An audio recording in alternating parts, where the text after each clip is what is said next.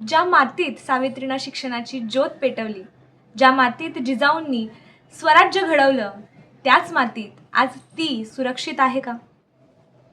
नमस्कार मित्रांनो, मी तन्वी. स्वागत आहे तुमचं या चॅनलवरती. आजचा व्हिडिओ थोडासा वेगळा होणार आहे. याआधी तुम्ही माझे व्हिडिओज हिंदीमध्ये आणि इंग्लिशमध्ये बघितले असतील, पण आजचा विषय आणि आज ज्या विषयावरती मी बोलणार आहे तो विषय थोडासा वेगळा आहे. आणि त्यासाठी त्या विषयावरती बोलण्यासाठी मला असं वाटतं माझी मातृभाषेमधली जी ताकद आहे ती अजून कशात नाही आहे. त्यामुळं आजचा हा व्हिडिओ मराठीमध्ये असणार आहे. गेल्या काही दिवसांपासून आपण बातम्यांमध्ये पाहतोय, कोलकात्यापासून आज आपल्या महाराष्ट्रात बदलापूरपर्यंत, पुण्यापर्यंत, मग ती नाशिकमधली TCS धर्मांतर प्रकरण असू दे किंवा भोंदू अशोक खरात लैंगिक शोषण प्रकरण असू दे, यवतमाळसारख्या ठिकाणी आदिवासी मुलींच्या तस्करीचं प्रकरण असू देत किंवा मग अमरावती परतवाडामधील लैंगिक शोषण प्रकरण असू देत आणि व्हायरल झालेले व्हिडिओ, अशा अनेक घटना आपल्या रोज कानावर पडतायत आणि ते बघून महाराष्ट्राचं रक्त उसळतंय. लोकसभेत महिला आरक्षणाचे वारे वाहत आहेत, पण जमिनीवर मात्र ती सुरक्षित आहे का? जमिनीवर मात्र ती अजूनही न्यायाच्या प्रतीक्षेत आहे. स्त्री ही केवळ मतपेढी नाही आहे. She is not only voter bank. ती या समाजाचा श्वास आहे. आणि जेव्हा श्वास गुदमरतो ना, तेव्हा शब्दांना शस्त्र बनावं लागतं. हाच संताप, हीच चीड मी एका कवितेत मांडली आहे आणि त्याला नाव दिलंय अजिंक्यती. हा व्हिडिओ एका कवितेपुरता नाही आहे. हा व्हिडिओ म्हणजे प्रत्येक तीचा आवाज आहे जिचा आवाज दाबण्याचा प्रयत्न झालाय.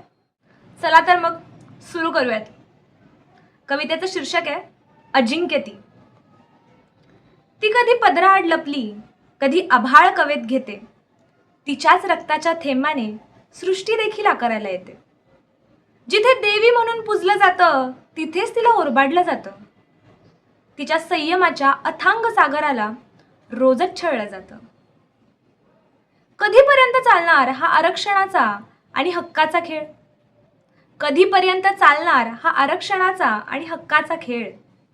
तिच्या सुरक्षेसाठी का मिळत नाही आपल्याला वेळ? कधी लोकसभेत अडकतात कायदे, कधी फायलींमध्ये शब्द. कधी लोकसभेत अडकतात कायदे, कधी फायलींमध्ये शब्द. पण रोज कुठल्या तरी कोपऱ्यात ती मात्र होत जाते स्तब्ध. काय चूक होती तिची?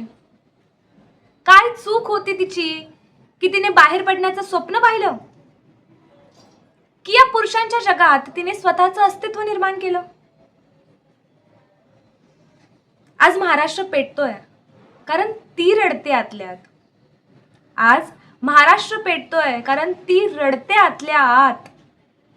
इथे घराबाहेर पडतानाही तिच्या मनात असते भीतीची रात.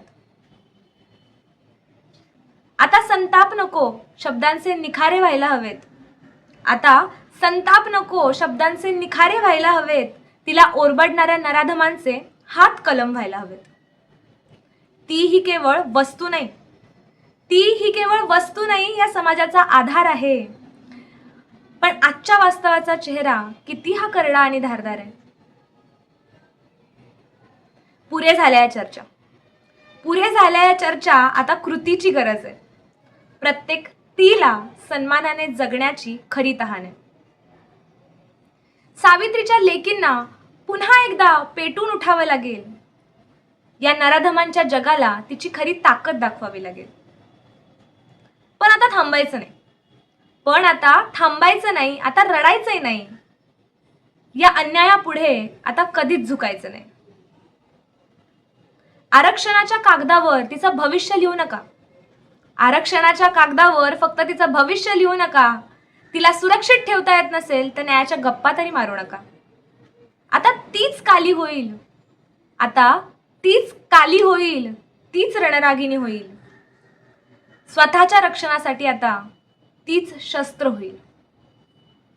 ज्या हातांनी तिला स्पर्श केला ते हात छाटले जातील. ज्या हातांनी तिला स्पर्श केला ते हात छाटले जातील. जेव्हा महाराष्ट्राच्या लेकी वाघिणी होऊन पुन्हा धावतील. हा संताप आता शांत होणार नाहीये. हा संताप आता शांत होणार नाहीये. ही आग आता विझणार नाहीये जोवर प्रत्येक नराधमाला त्याच्या कर्माची सजा मिळणार नाहीये. लढाई आता अस्तित्वाची आहे. लढाई आता अस्तित्वाची आहे, सन्मानाची आणि रक्ताची आहे. कारण ती आता फक्त अबला नाही, ही ठिणगी क्रांतीची आहे. ही फक्त अबला नाही, ही ठिणगी क्रांतीची आहे. तर ही अशी होती माझी कविता. जर तुम्हाला कविता आवडली असेल, हा व्हिडिओ आवडला असेल तर लाईक करा, आणि फक्त लाईकच नका करू तर शेअरही करा. कारण आज ही जी भीती आहे ती प्रत्येक घराघरात आहे. प्रत्येक मुलीला, प्रत्येक स्त्रीला घराच्या बाहेर पडायला अतिशय भीती वाटते.